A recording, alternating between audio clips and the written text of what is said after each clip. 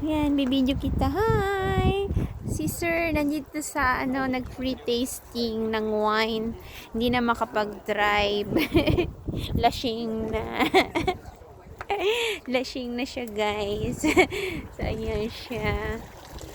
So, ayan. Wala kami nabili, guys, kasi nagtikim na lang kami. Para libre, kasi ang mahal. Mahal kasi, guys. Ayan. Pauwi na kami. Ayan. It's my first time actually here. Pero yung asawa ko ilang beses na bumabalik-balik dito. Kasi para lang makalibre ng wine. Sa paligid yan, guys, mga wine. Ay, mga grapes siya. Hanggang doon. Grapes doon. Lahat yan, guys. Grapes. Yan.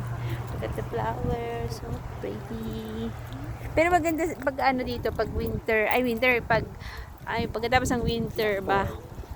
Fall at saka ganda dito kasi magaganda yung mga halaman tsaka maraming unig na grapes ba.